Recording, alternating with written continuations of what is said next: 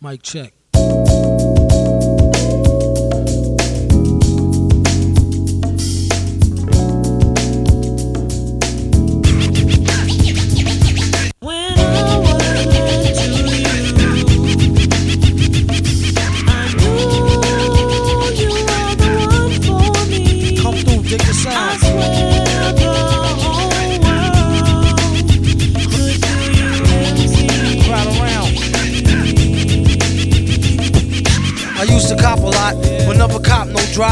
Yeah, no, so I've been to Daytona, but I've only been there for once a year. They do the it's a weekend where they just sell car parts and just like antiques, like and, a swap meet kind of a thing. Turkey Rod Flea Run. market.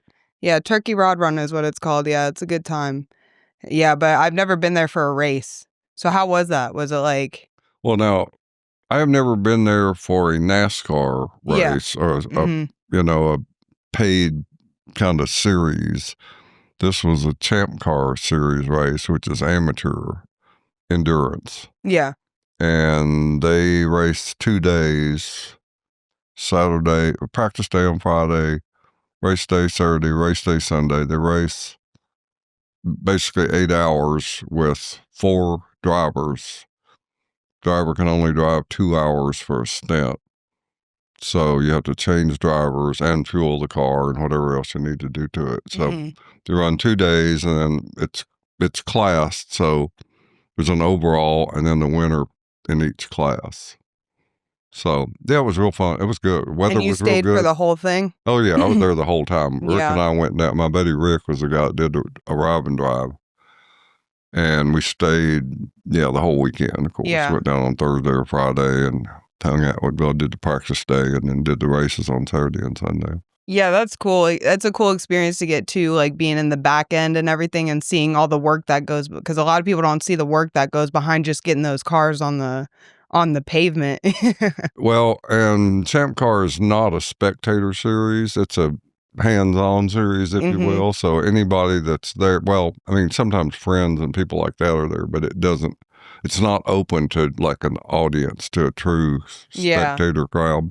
Yeah. So it's more car people, really, or their close friends and family. Yeah. That's usually how we do our drift events too. It's always nice to just it's like a hang. Like it's almost like the comedian hang. Like everybody just hanging out, you know? Yeah. Oh, just, yeah. Shooting the shit, driving cars, having a good time. Yeah, we that's have the a buddy best. down there too, Elon Gorin, who drove a big RV in, and of course that was kind of party central. He loves to cook and provide the drinks and all that kind of stuff. That was kind of the recreational part of the event. That was fun. Yeah. No, that's cool. It's a good time. That was back when I was a lot more active in the auto racing side of things than I am nowadays. We were doing, even with my car, we were doing 8 or 9 events a year.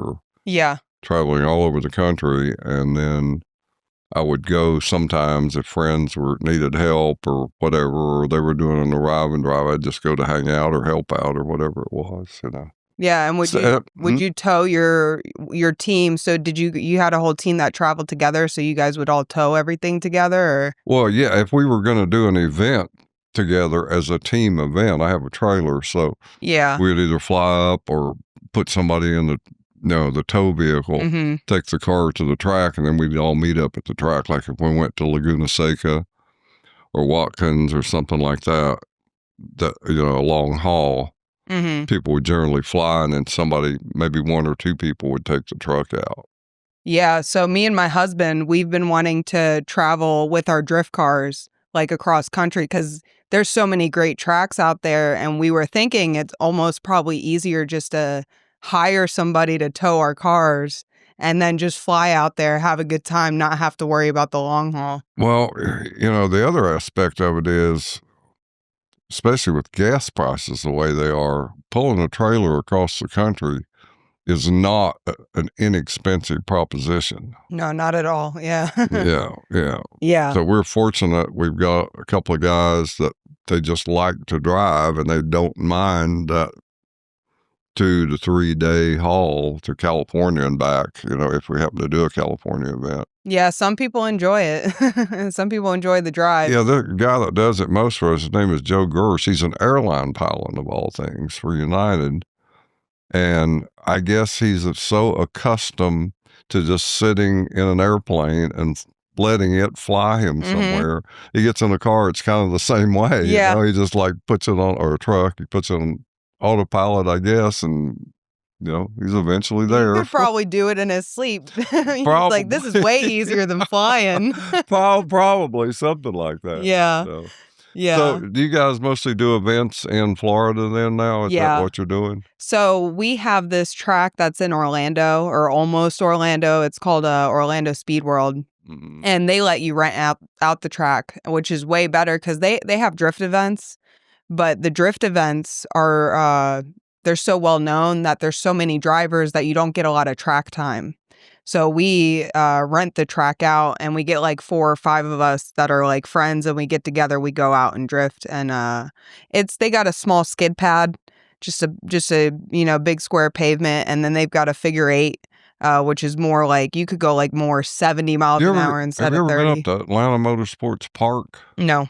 They've got a nice setup up there for I've drifting and that sort of thing. Oh, yeah. Yeah, I'd love to go there. Now, we've done endurance racing there at AMP, but of course, we don't do drifting. A lot of friends, younger friends that do, but I've never been involved in it. Yeah. It's kind of a newer thing. I'm an old-fashioned guy, you know. Oh, yeah. Yeah. Yeah. No, it's only been around since the 90s. It hasn't been around for too long. I try to hide all that, you know, and put that behind me. Yeah. No, there's a lot of great tracks out of state. That's why I just got a Tahoe, because I want to be able to trailer my car to be able to go to those events, because you can't, these cars, like, we beat the crap out of them. You can't drive them, more than a few hours without having to worry about an issue. Oh, yeah. Well, yeah. Very few serious race cars of any kind could you ever really be comfortable in driving it to the track. Yeah, no. It hurts my back more than anything. Yeah. Plus, there's only so many laps or only so many miles in a race car. Yeah. Before something is going to happen. Yeah. Never fails. You're redlining it. At least with drifting, we're redlining our cars constantly. Oh, so we're my God. You're pushing. Like abusing it like there's no tomorrow. It's really. horrible. It's actually, it's horrible like you're trying for the to cars. destroy the car. Yeah.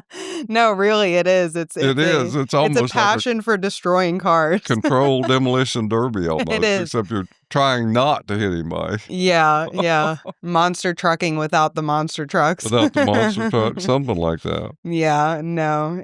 It's a good time though. My dad, when I was real young, he taught me to work on cars because I guess he wanted me to be a little more independent. Or he just didn't want to do it. Do you work on cars now? I stopped because I hate it. You hate it? Why?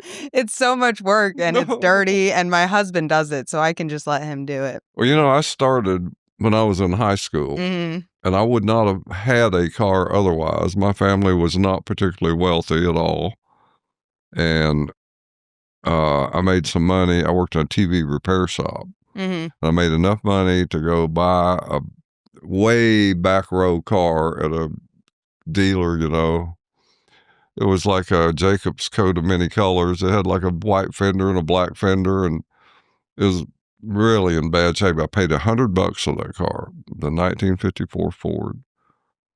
And I spent probably the next 2 years working on that car, and finally, by the time I had my driver's license, I was in late junior year of high school. I guess I drove that most of my senior year in high school, and then a little bit after that. So that's where I cut my teeth on cars. Yeah. And I've worked on cars ever since. I don't ever take a car in to get it worked on, ever. Yeah. Yeah, my husband's the same way, because his first car was like a minivan. And he wanted a Honda Civic. He wanted a race car. So he got rid of the minivan and got, a Honda Civic that barely worked, and he turned it into a race car. So and ever since, that's why he builds all of our cars. He fixes all of our cars. So that's why I'm like, I'm a woman. I don't need to get my hands dirty. I'll cook your dinner. You go ahead. You fix my car. That reminds me of a horrible joke. Oh, please do tell. It's very biased, I suppose you might say. It might be out of place in today's world, but on Not the for me. average, why women's feet are smaller than men's, Mm. so they can stand closer to the stove. That's a good one. I like jokes like You can that. smack me for that one. No, you can't offend me. Trust me, Joe. I promise. You cannot offend me. Oh, I bet I could. I'm sure I could come up. I'm Yeah. pretty sure I could come up with something that will offend you. I don't know. Let's do it. You got 1 minute. No, I'm not gonna press my luck here. We don't want this to turn into a conversation. We want it to be a fun experience here. Oh, it'll be fun. Okay, about I just about shit my pants the other day when I picked up my phone and looked at Instagram, and there are Yeah. these two chicks. I have no idea who in the hell they are, and they're talking about me and comedy photography and comedy shows and HEB and Kill Tony and all this stuff. It's like, who in the world are these women? So naturally, I had to track them down. Yeah. Yeah. I was like, wait, he responded. I'm like, oh, well, I'm glad he likes the compliment. Oh, yeah. No, you do. You take great photos. Ever since, I started following the Comedy Mothership online, I see your photos all the time. And I knowing Carly, I understand the work that goes, like, watching how much work the photographers put in, and like, you guys deserve like so much recognition because you guys do so much work behind the scenes that people don't see to produce these artistic images that you're seeing through your eyes and putting it, on a picture. So I'm glad I you see that. appreciate it. I'm glad you see that because there is a lot of work to it. Mm-hmm. And oftentimes you can see the result of that in the quality and the character of the pictures that people are putting out there. Mm-hmm. You go to a show, you're moving the whole time, and you never know what to expect. Well, I do after a while because I know most of the performers and I know what they're going to do. I've seen them so many times. I kind of got an idea that they're going to do this or that. And so you try to catch them with some goofy look or some, surprised expression or whatever it is they're going to do. Mm-hmm. And by the way, I hate performers that just hug the microphone. You want to stand up there and just hug the microphone and hide back against the curtain. That's the worst for me as far as trying to photograph people like that and make them look like something. Yeah. You want to stand out on the front of the stage and, wave your arms or at least show a little bit of physical emotion. I love that. That's what you prefer. I love that. Yeah. No, that's so That's funny. what I'm looking for. Carly's told me the exact same thing. You just told me the other day.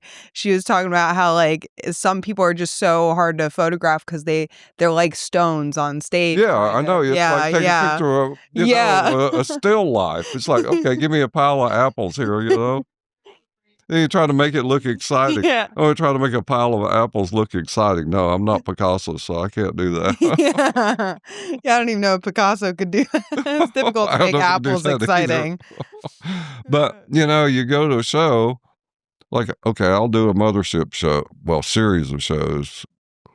There's 3 shows a night, typically, 2 in Little Boy, 1 in Fat Man. You got 10 comedians on the Little Boy shows, typically on a showcase.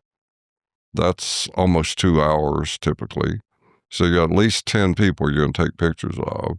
Then you got a Fat Man show, which is another typically hour and a half show. There'll be 3, 5, depending on what kind of show it is, 3 to 5 people on that, maybe more if it's a friend, somebody's friend show. So you end up really having taken pictures, maybe 35 people in a night, 40 at the very most. I'll end up over that period of time with 1,000 images, at least, sometimes more than that, depending on who it was and how enthusiastic I am about it. Rarely would I have less than 1,000 from a night shot. Yeah. And out of that, there might be 100 that are actually decent. And then out of that, there may be 5 or 10 that are really nice. Really caught something, and everything's in focus, the light's good, all that. So by the time you go through all that and you end up with finished images of, your targets, in that case of 35 or 40 people, there's a lot of time. I spend a Mhm. lot of time going, because I don't shoot JPEGs either. I shoot RAW. So Mhm. every picture I do is Yeah. custom, as best I can tune it, which sometimes I can't, sometimes I can. It's custom tuned to look Mhm. the way I want it to look and Yeah. cropped the way I want it. And you're spending all of your it's like just because you're there at the club and you're taking photos, that's not all the work you do. You're No, spending no, all your time I doing spend, going I through go in these at 5, photos. get Yeah. home, I leave at 11. I've spent 6 hours there. Then I'll go home and spend another 3 or 4, Mhm. because in the case of the Mothership, pictures get posted the following day from the night before. So you really have to kind of turn them out pretty quick. Mhm. And like I say, I don't shoot JPEGs. I don't shoot black and white. So whatever I do is going to take the longest possible time to Yeah. do compared to just taking snapshots. Yeah. Because that's my goal, by the way. I used to do this before I started doing comedy photography. Pat myself on the back a little bit, but I try to do art, not photography, as much as I can. Mhm. Now, taking images of people, it's hard to really call that art sometimes, but sometimes it is. Depends on how they turn out. Yeah. But that's my goal, to produce art. If I Yeah. get a good picture, I'm happy. If I just got a snapshot, it's like anybody can do that. Yeah. Yeah, definitely. And And I you could do can that with my phone. yeah. And that's also a big challenge. Taking a better picture with a camera than you can with your phone. Yeah. Yeah, they're getting it's getting out of How control. given phones are so good Yeah. nowadays, it's like I don't spend $5,000 on the camera and lens, and I've got an iPhone on my pocket Yeah, I'm here. That surprised there's not 3 iPhones sitting here. What's that? I'm surprised there's not 3 iPhones iPhones? sitting Yeah, here well, those are instead all of Sony prof A6000 series. Yeah. Yeah. No, but, so when did you start, photography? Um, Actually, I've been doing photography since I was in high school. Okay. I had a buddy whose father had been a photographer, and Mark, name was Mark Beischer. I was I was high school age with him, although we went to different high schools. And he got into photography because of his father's influence. And I hung out with Mark all the time and kind of looked over his shoulder, saw what he was doing, thought it was interesting. So I got into it myself. And that's certainly back in film days, and developed Mhm. darkroom, the whole 9 yards. And I kind of followed that through for many years. Um, on an amateur level, just taking snapshots, pictures, stuff like that. Nothing professional or, nothing of that nature, and probably not even all that good for that matter. Mhm. And then, well, we could get into a whole lot of stuff about my life, but I went through a period of time there where I was kind of worthless. So didn't do a whole lot of photography. Did more drinking than I did taking pictures. Yeah, a little partying. And yeah, well, it's still in my blood, although I don't drink anymore. Yeah. But um, the digital age kind of hit. Digital cameras started getting halfway decent to the point where they rivaled what you could do with film. And about 15 years ago, 14, 15 years ago, a chick friend of mine who I used to hang out with a lot told me she wanted a camera for Christmas. And she wanted a very specific camera. So I looked around, found one, got it for her for a Christmas present. Well, before I gave it to her, that's the first time I'd ever had a decent digital camera in my hands. I had a couple of really crummy ones. It's like, Mhm. that was a early Nikon. It was a D50. And I went out and took a bunch of pictures with it. It's like, that's kind of cool. So Mhm. naturally, I had to turn around and buy one for myself. Yeah. That was in about 2008, I think, somewhere like that. No, yeah, I don't know, 28. Yeah, probably about 2008. And that just kind of progressed from there through a series of buying better and more gear, more lenses and all that. because I've got a room full of camera gear. I literally do. Mm-hmm. And I was doing just amateur stuff. I like to shoot macro. I did do a lot of macro shooting. I go to Zilker. There's a botanical park here in town called Zilker Botanical Gardens. Yeah, I've been to it. Oh, you've Yeah. been to I love I botanical love gardens. botanical. Yeah. Except they kind of ruined it. Yeah. Yeah. The Nazis got a hold of it. Now they charge you. You got to be a member and all kinds of crap. You used to just walk in there. Yeah. No, yeah. I every time I travel, I always look at the local botanical gardens because I especially love Japanese botanical gardens. Oh, yeah. Those are my favorite. Too. I love that. Yeah, we have a really great one near West Palm Beach in Florida, like on the way to West Palm Beach. Blast there. Beautiful. Oh yeah. Yeah, I wanted to do mushrooms at a botanical garden before. I haven't done it yet, but I want to. Are you sure they're not going to be the poisonous kind? Oh, I hope not. Not the ones that grow there. Oh, you were going to take your own mushrooms. Oh, yeah. Oh, you were going to take your own. I see. No, I haven't done it, but it's so beautiful out there. The trees, the Japanese trees are just like the bonsai trees, like the little gardens they have, the rock gardens, like really cool. But anyways, sorry, didn't mean to interrupt you. Just I love botanical gardens. Yeah, I used to go to Zilker almost every weekend, and when weather was nice, spring and certain times in the fall. Didn't go too much in the summer when it's super hot and dry. But especially in the springtime, I'd go sometimes Saturday and Sunday and just shoot flowers and bugs and critters and whatever else I could find. And I had a lot of driving around the countryside out towards Johnson City and out in that area. Johnson City, Texas, not Tennessee. Which I'm sort of from that area. Johnson City, Tennessee. But anyway, I don't know how I got off the track on that. But anyway, doing a lot of that kind of stuff. I didn't do any people photography. I never like to take pictures of people, believe it or not. That's funny. I mean, I would, just snapshots, family, friends, stuff like that. Then I kind of discovered that I like to take people pictures. And I also like to do night scenes, street photography. I was doing a lot of walking around in Austin at night, just roaming the streets, walking around on the First Street Bridge, Congress Bridge, catching the river scenes, catching boats and lights and stuff on the river or lake, whatever you want to call that. And then walking through town up towards the Capitol, down on 6th Street, going in some of the clubs that had good light shows. Good dance floor where you get a lot, people moving around and stuff like that. I was doing a lot of that. Then COVID struck. And I have to say, I was somewhat of a comedy fan, have been all my life, but not nearly so as I am now. Of course, you couldn't do much during COVID. I still do a little bit of my street photography, not a whole lot, not as much. And then right at the end of it, they started doing outdoor comedy shows at Cherry Creek Coffee House up on 29th Street. And friends of mine's son and another guy were hosting those shows.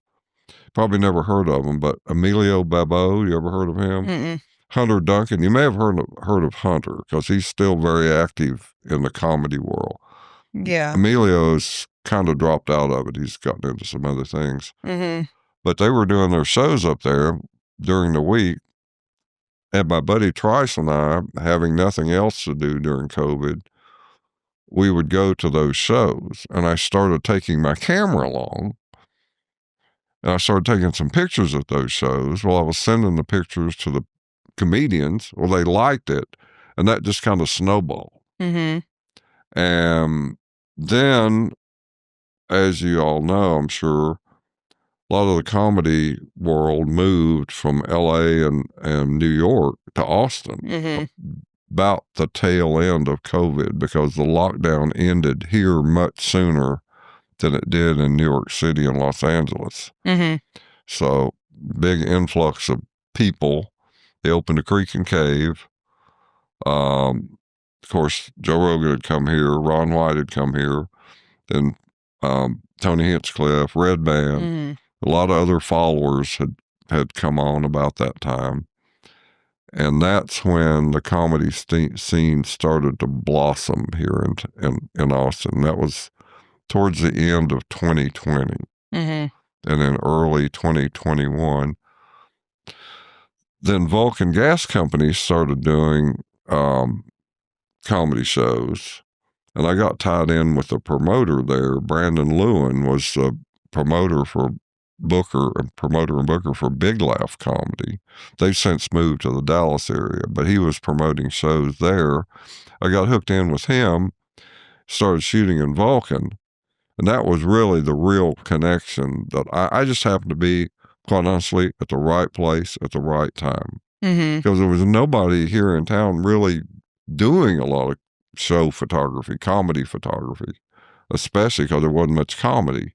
Mm-hmm. Now everybody in the world's got a camera doing show photography, you know, because everybody in the world that's got a place to have a comedy stage has one here in Austin now. Yeah, it's true. Yeah, it's true. The guy had a gun shop down there for a while, was running comedy shows in the back room of a gun shop. I did an open mic at a gym. Yeah. Yeah. I can't imagine where else people have done open mics and comedy shows. It's crazy. Some of the shows you do is just especially like, cause I'm so new. I've only been doing it for like a year and a half or something like that. And it's like, I take it all because I'm just like, I'm trying to just get comfortable and get funny, get stage time. And I enjoy it along the way. So it's like, I'll do any show, even if there's, nobody there. But yeah, it's crazy. The scenarios, like, have you ever run into like any crazy, like photography scenarios where like you never thought like you'd be like just any scenario that was like different from the norm for you?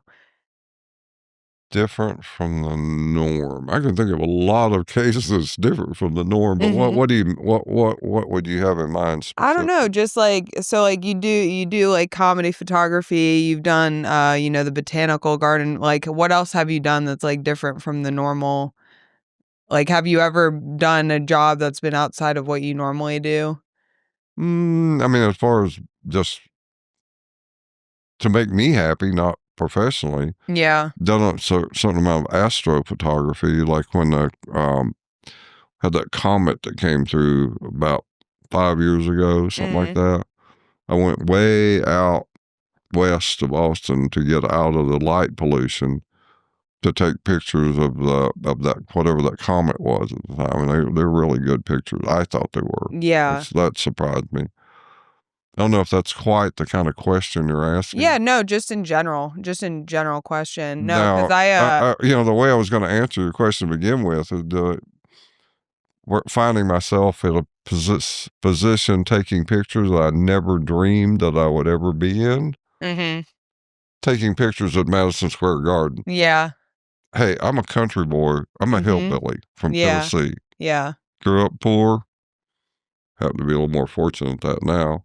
Mhm. But I would have never dreamed that I would be actually in that facility taking pictures Yeah. and getting paid to do it. Yeah. That How did that feel? hmm, felt pretty good. I would have Yeah. paid to do it, by the In fact, I hate to say this. Most of the shows that I do, except the routine ones, I'd almost pay to do what I do. I Yeah. enjoy it that much. Yeah. I have a lot of relation to that, to comedy. I feel like that because I literally like I do this small club in Melbourne, and I just started doing it like it's been like six months or so, and it's like I have invested a lot of just money and things into it because I want it to work out so bad. Like But I don't even own this venue, and I'm like you're, I'm getting my brother to you're, build a stage. I'm like, we got to get curtains. We got to get. I was buying chairs. I'm like, what am I doing? But then I why am just I doing this? I don't even know the place. yeah, exactly. I'm I like, want it to be successful. yeah, no, but it's like when you like want something, when you enjoy it, when you love something that Yeah. much, it's like you'll do anything just to, I make guess it that was happen. another area place another time where I had a similar kind of feeling. Coming forward from what I was saying about Vulcan and all that, and getting tied in with the Comedy World, getting tied in with the Kill Tony show. Mm-hmm. After, let's see, how do I want to phrase that? Well, Joe Rogan announced that he was going to build a comedy club here in Austin, and that took a fair amount of time for that to happen. Well, I was, in the meantime, had made friends with a lot of the people that were involved in that. Mm-hmm. And Tony had said, well, I'm going to get you in there.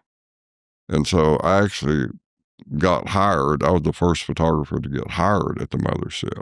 Mm-hmm. And I remember walking in there, Hassan Ahmad called me up and said, hey, we need to take some pre-opening pictures. And we go down there that day. That's the first time I've been in the building. I was standing up on the stage and I was taking pictures all over the building and stuff like that. No shows going on, just kind of show off the facility. And I'm standing up there on the stage taking a picture of the microphone. I said to myself, I can't really believe I'm doing this. Mm-hmm. But I am. Yeah. And that picture, by the way, is still being used for the open mics. If you look at the open mic shot when they announce the open mics and it's got a picture of the microphone, that was the picture I took. Yeah. Oh, shit. Okay, that is cool. the picture I took that day. Yes, yeah, it is. yeah. That's really cool. Yeah. Do you have those moments in your life where you're like, you kind of like see that your whole life was leading up to it, but you never thought it would be specifically what you were doing? Like, did you ever have that, like... Not really, no. Yeah. No, this is a turn I would have never expected. I'm an electrical engineer, okay? I've been an engineer for 50 yeah, really, years. yeah. I worked in an office, been a very protected, I won't even say white privileged environment for the bulk of my life. I'm in a world now that's totally different. I love this comedy world. And I love the people I've met in it. It's so different than anything I've ever done before. So you would have never expected... I know people of every color, language, sexual pervasion. I started to say perversion, but whatever. Don't apologize to me. Persuasion that you could think of. And it's just amazing also the talent that you see in people that I'd never looked for before and never had any reason to. Yeah. Because I was always around technical people and stuff like that. We don't expect that kind of thing. Their talent is a different kind of talent. You see people that are performers and personalities, that's a entirely different kind of talent. Yeah. And to be able to, be comfortable on stage in front of hundreds, if not thousands of people. Yeah. And you got to remember what you're saying. Yeah. And how you're going to say it. And how you say it makes all the difference in the world. Yeah. And how you paint that picture of yourself. That's what I think when I'm watching people on stage that are good. It's like they know how to do this. It's either natural or they've learned how to do it really, really well. And I'm not sure which it is. Yeah. Yeah. Would you say you're more natural or learned as far as I would personally say natural. I have you always been good when you're like high school or plays or whatever you're in, being up on stage or standing up in front of a group and giving presentations? I think I was more natural in like group settings because I never really had those stage opportunities. I did a monologue once in high school for a drama class. Okay. And I played a black woman from New York City. Which, okay, let's hear still in my time. I want to hear the black lady from New York City. Oh God, I'll have to tell you a funny story from the other night. Yeah. Go ahead. No, you want me to? No, I want to hear your black Joe, lady. if you don't get your ass in here right now. So yeah, Saturday night, it's been a while. Saturday night, I actually had one of the most fun things I've done in terms of photography and just association with that whole world, comedy world here in Austin.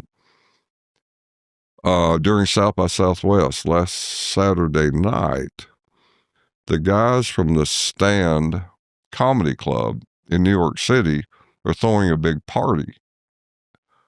They had rented a venue over in East Austin. Mm-hmm. Bunch of people were invited, a lot of media people, a lot of music people, a certain amount of comedy people. And they had gotten a hold of me. They booked me to shoot that party for them. Mm-hmm. But I'd gotten referred through some of the comedians that know them. Like, who should I get to shoot that show? And I was available, so I got booked for it. I go to the thing. I didn't know hardly anybody there. Certainly didn't know the guys from the stand. But it turns out they're just really nice guys. Mm-hmm.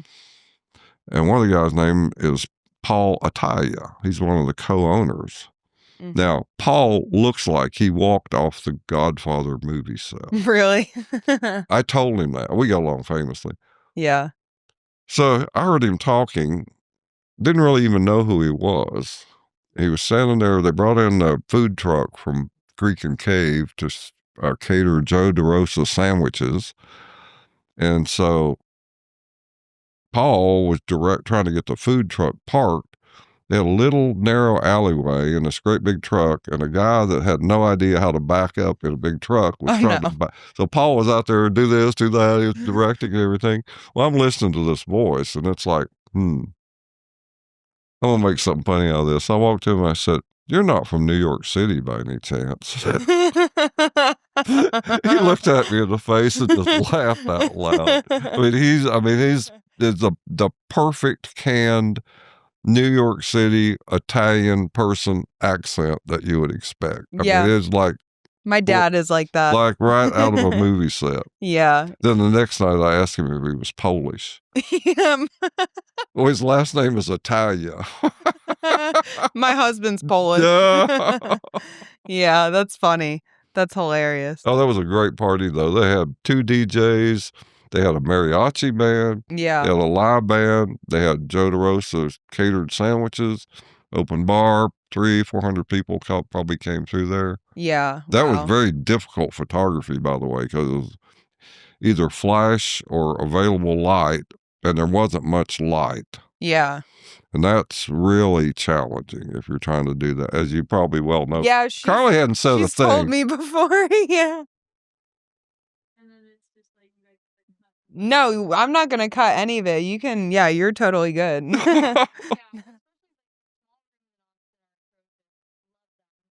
Love all my opportunities, but they're so dark. I had to get a 1.7 lens because I can't do it. Yeah. No, yeah, the dark, like when we have this place, Milk District in Orlando, and one time the lights weren't on. I don't know if you were there or somebody else, and it changes the whole environment for the photography. Like it makes every stage you walk into is going to be different. Yeah. And they won't even be the same any 2 nights in a row. Mm-hmm.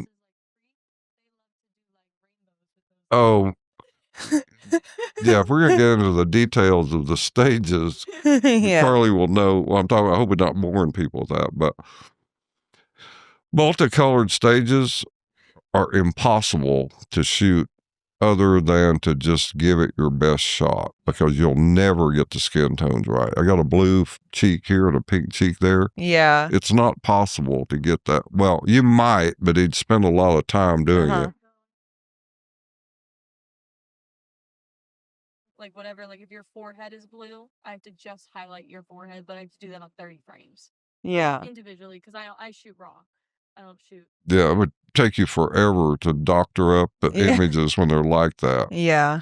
So sometimes you have to revert to black and white. You just say, well, I'm going to make that look really creative, and let them have goofy looking skin tones. Yeah. And sometimes that works. Yeah. Yeah, I think Creek is better than it used to be. When it first opened up, it was really terrible because it was so pronounced, different colors on each cheek. Have you ever seen it shot at Sunset Strip recently?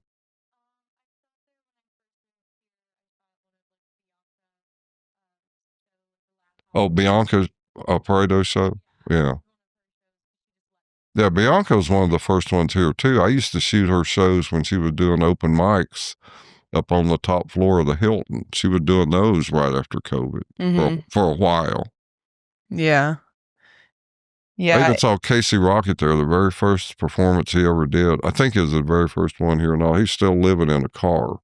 Yeah. And I show him that I've got a video of him doing his set there at that Yeah. open mic. And every now and then I remind him of that, especially when he came off stage at Madison Square Garden. Yeah. Said,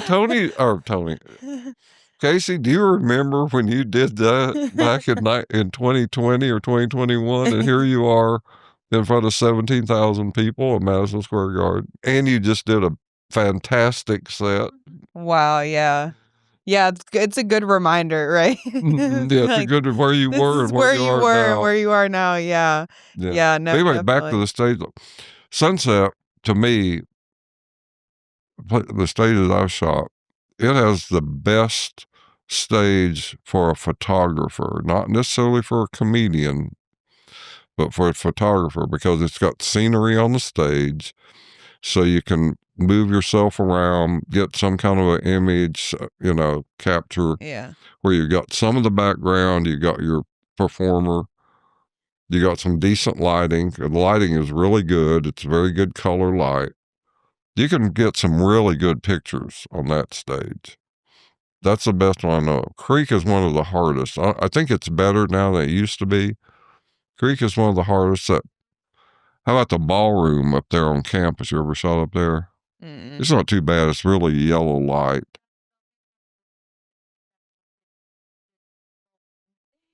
So dingy. Is that what you said? Dingy? Real yellow? Yellow, yeah. Well, as long as it's all one color, you can usually get that looking halfway decent. Although if it's even with raw, you can only go so far Yeah. with correction because it's the difference. And I guess you also notice the other thing, people's skin makes a huge difference. Mm-hmm. Yeah, there's a big difference between pink white people and yellow white people. Mm-hmm. Some people have very transparent skin.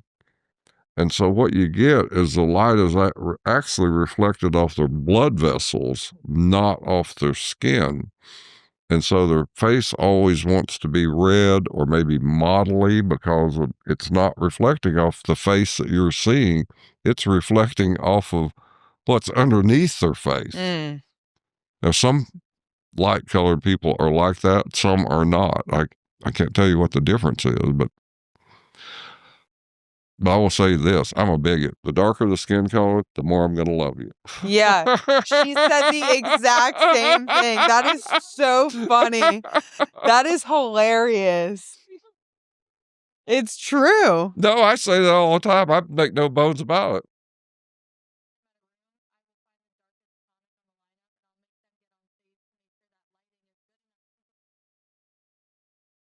Yeah, seriously. Listen, like, I feel like anybody that does comedy now, like, they need to have a photographer come consult the lighting before they buy all the equipment. That needs to be the new standard. But that's not generally the objective of people that are building comedy stages. Yeah. It's not for photography. That's just an afterthought. I haven't ever shot out there, but if you look at a lot of the photography at the Comedy Store in Los Angeles, their lighting is almost all red in those rooms. It's almost impossible to get a decent color image if you've got nothing but red light. I find it anyway. So yeah, that's why they post so many black and white. But I'm sure you've shot in places where you've got red. There used to be, what was that thing? They ran a few shows over there at that something hostel over in East Austin, something native hostel or something like that. It had nothing but red light on the stage. Mm-hmm. What are you gonna do? Yeah. Yeah, I've definitely sent in files of black and whites and this was it. Yeah. You can't do. There's only so much you can do. The problem is there's Yeah. so much red, and so much of that red is also coming off their blood vessels that it's even more red. And if you look at your image, I don't know how to describe it. It looks real bloomy, like it's bloomed almost. It's out of focus. It's not even truly in focus. Mhm. Even though the image is optically in focus, it's not in focus chromatically. If someone has any texture on their face and there's red there, it like enhances that. And I'm like, I don't want to send someone a photo where it looks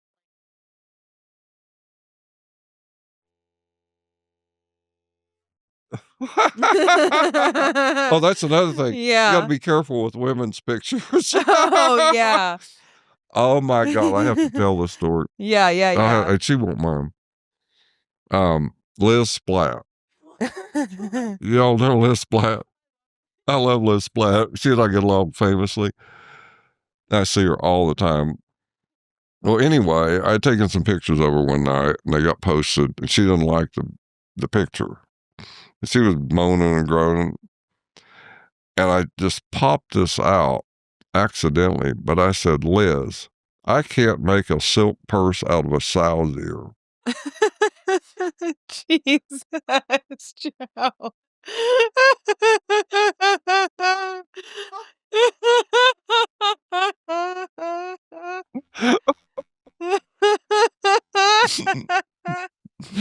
Yeah, I don't know where that came from. It obviously was what I was thinking, but I probably shouldn't have been saying it. She said she had to look up that saying to see what it meant.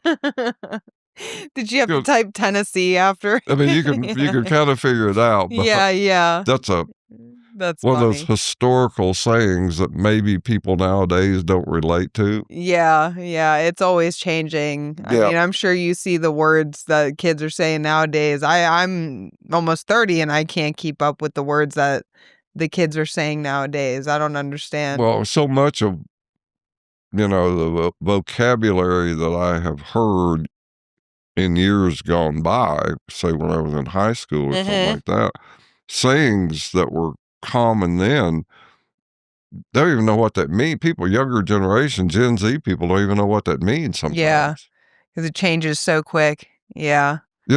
How long will it be before the next generation will not understand you sound like a broken record? Yeah. Like in Ireland, how they have Gaelic and like just Irish speaking people that still exist that speak two different languages in a country. I wouldn't be surprised if that happened with how quickly technology is advancing. And kids are like shortening words like charisma to riz. It doesn't make sense. Yeah. But Well, texting is going to change the English language. yeah, it already has pretty much. Yeah. It already has pretty much, but I find myself when I text, I make things as brief as possible, but I find when I'm writing formally, if you will, that I kind of follow that same format. Yeah. You don't need A, N, and D. That has no purpose in a sentence. Yeah. Just filler. We're gonna go. You know it is. And why do you need to spell probably with two B's? How about one? Can we just say probably? Most people pronounce it that way anyway. Yeah. I say probably. And so many words is like, well, that's all superfluous. I can understand it without that many letters, so why do I need them? No, we're gonna go back to caveman talk. Give me food. Give food. Basic vocabulary. Yeah, back to the basics. Yeah, maybe you need maybe 50 or 100 words to get by. No, really, it's true. Technically, babies don't need any, and they can still. I think there's 38,000 words in the English language. So I don't know. It's too many. Really big number. Yeah, we're adding a lot in 2024 and 2025. They're adding a lot of words. Yeah, who knows? I don't know. What was it like growing up in Tennessee? My grandmother's from Tennessee, but she hasn't been there since she was 15. What part of Tennessee is from home? I don't know. You don't know? No. I grew up in Upper East Tennessee, which is the mountainous part of Tennessee. Yeah. The far eastern part, that's where we're hillbillies. Very rural town I grew up in had a population of about 10,000 people. Very Republican, I would say, as far as the political leaning. Very small black population. I grew up in segregation, so I saw what all that was about. And by the way, I tell some of my black friends today that never experienced that, what it was really like back then. Yeah. So they don't know. Yeah. And I would say this to that point. Mm-hmm. People probably think that people are bigoted and backwards. So, certainly some of them are. But I will tell you, in the days of segregation, we had a parade in my hometown for a black man who was well known in my hometown. He worked for bartender, odd jobs, that sort of thing. He was loved. They had a parade for that man, and everybody in the town turned out for it. Yeah, so Wasn't it's not quite the way people thought it was. Yeah. But anyway, I'm not trying to justify one thing or the other. No, I'm just stating, no, because just stating a I fact. always love to hear what actually happened. And while I'm on that topic, we also had a hardware store. Yeah. Very, very old hardware store, and I'll never forget this. I was probably 6, 8 years old. There was a man that worked there, a black man that worked there, who had been a slave. Yeah. And he was almost 100 years old, and they kept him there and took care of him, and he helped around that hardware store. Yeah. Yeah. Till the day he died. Yeah. Wow. Yeah. So I've actually seen a person who was a slave or had been. Yeah. So did you where did you live? Was it like did you have a farm type situation? No. Well, my grandfather did. My grandfather had a 300 and something acre farm, which is kind of a hobby of his. He had a hired man that lived on the farm, but we would just go out there to picnic or hang out. When I was in high school, we used to go out there a lot with my buddies and drink beer and build rafts and float the river and whatever. Now, I grew up in town. We had my parents owned a home there in that town. Elizabethton is the name of the town. Yeah. Very close to Johnson City, Tennessee, not Johnson City, Texas. Upper in the upper eastern part of the state. There was nothing to do. I mean, stop and think. You didn't have cell phones, okay? Town that small, there was very little to do. So we had to create our own entertainment. And it was usually mischief making. You know, let's go get some eggs and egg some cars tonight. This is called probably all high school kind of stunts. Or Halloween. Oh man. There was no such thing or trick or treating. It was just tricking. Tricking in the streets. No trick. What else did you guys do? Oh, the other thing we did is old roading. I actually did a podcast on this a while back. Since there was nothing to do, we'd usually, in the evening, summertime especially, a bunch of us would get together, whoever had a car, which I did, just a couple other of my buddies did. We'd pool all our money, and we would go what we called old roading. Yeah. And this is exploring unpaved roads out of the city, out in the countryside. Yeah. And there were like hundreds of little unpaved roads. And we would just go drive to see where they went. And that was kind of our entertainment. Yeah. At night. That's funny because we do that, and we did that when we were kids in Florida. You did old roading? Yeah, because we have this place over by us called what is it called? The Compound. We call it the Compound, and you know about it. No, she knows about the Compound. Yeah, so they have like it's basically just like a bunch of undeveloped roads. The county owns it, and they were going to sell it to a developer, but it never sold. So now they just have it to have it. And it's just a bunch of unpaved roads. And we would just go out there and drive when we were kids. But now it's like well known for, we go drifting out there. People shoot guns, ride ATVs, fly the little RC airplanes, like that kind of stuff. But it's a fun time doing that when you're younger. Because we used to go, we would go mudding. Like, did you guys ever take, trucks out there and, Only get a little crazy? One night. Oh, by accident? What happened? What happened? Oh, this is probably my most famous old roading trip. I think it might have been after a prom or something, high school prom. This buddy of mine and I took off in his car. It was a 1960 Ford Falcon. We decided we were going to go up Holston Mountain. And we had been on this road before. Gravel road, dirt road, went over a 6,000-foot mountain and then came down on the other side. We started up that road and we ran into where they'd been working on the road. Yeah. And both of us were dressed up. We had like probably suits and ties on because we'd been to like a prom or some kind of a school celebration thing. Mm-hmm. Well, we come to this turn in the road. It had been raining a whole bunch, and they had done some road work. They graded that road with no gravel on that section of the road. Mm-hmm. So David pulls forward to go around that turn. Well, the car starts sinking in the mud. Next thing you know, we were sunk down in that mud to where the frame of the car was on the mud, and the wheels were pushed down in the mud.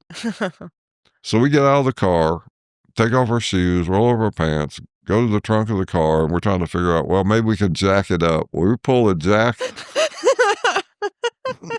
the bumper jack out. We set the jack, it was an old-timey bumper jack, which you've probably never seen before. Start trying to jack the car up. Well, the jack just jacks down into the mud. The car doesn't move any. It's like we look at each other like, oh, shit. Now what are we going to do? Well, we knew there was a Boy Scout camp further down the road. So, well, let's walk to the Boy Scout camp and maybe we get some help there. Uh-huh.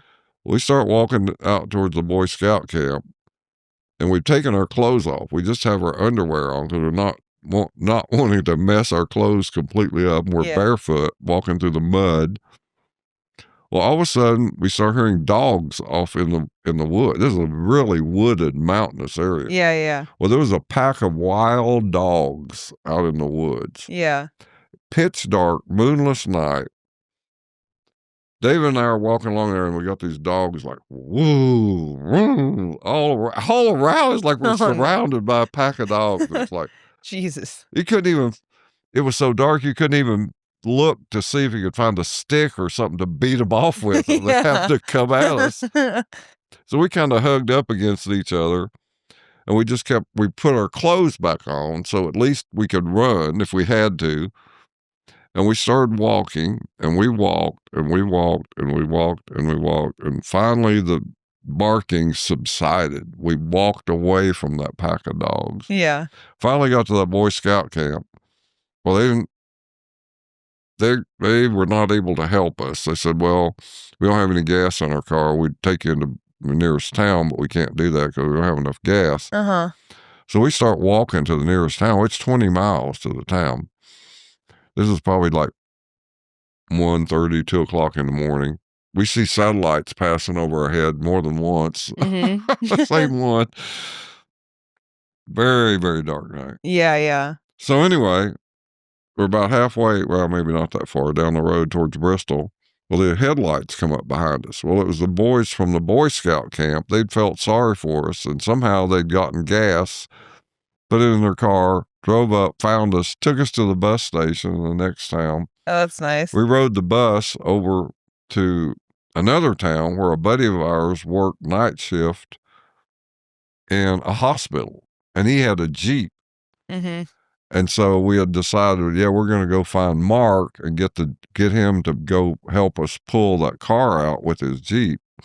So we go in the hospital. He still had to work till dawn. He puts us to bed on a gurney. You know what a gurney is? Mm-hmm. Like a little narrow roll around hospital. Yeah.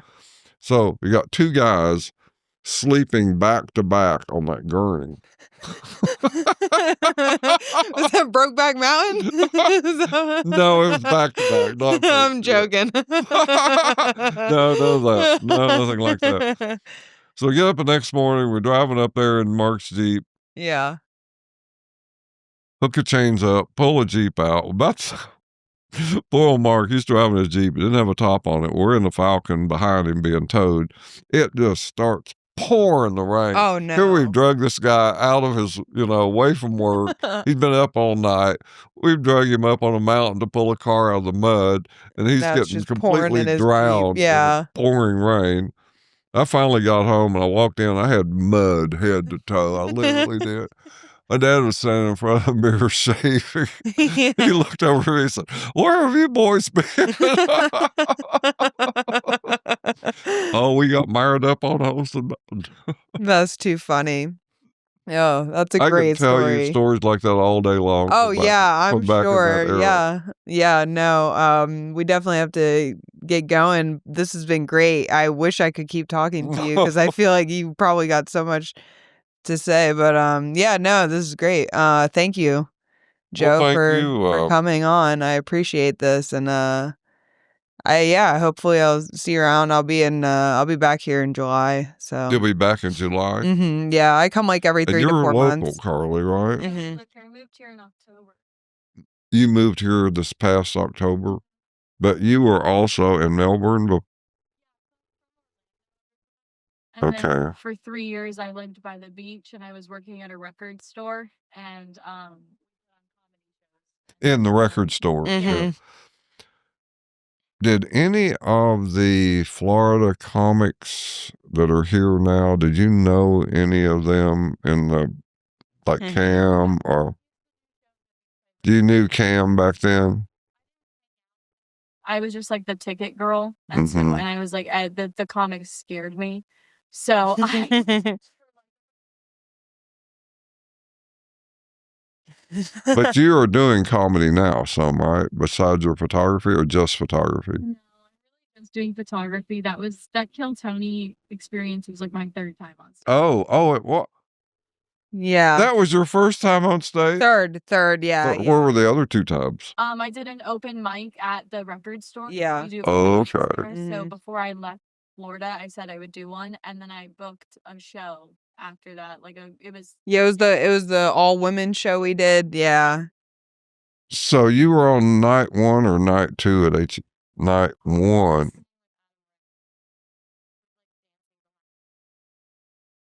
Yeah. Okay. Oh, okay. I got to go back and rewatch that. How did you do? How did you do, by the way? How did you do?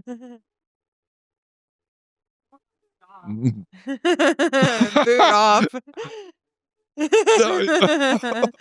Those arena shows are brutal for yeah, sure. it was fine. I mean, for my 3rd time on stage, I think that was the best it was gonna go. Yeah. Awesome. Yeah. The mix was terrible. Well, you can do terrible on your minute as long as your interview is solid. If it goes well, and I guess I'm kind of giving advice here. I've seen 200 of the shows, but if your minute is even mediocre, or even terrible for that matter, if you can interview well logically, you're going to do pretty well. Yeah, my interview was fine. And all you have to do is watch a show and see what you're going to get asked. Yeah. Yeah, And you don't have to tell the truth, by the way. You can make something up. Yeah. But then people come up there and they start interviewing. It's like they can't even relate. Mhm. Where did you come from? What planet are you from? Yeah. Or how much ketamine did you take before you, Yeah. you stepped up there on the stage? How many It's true. mushrooms did you do?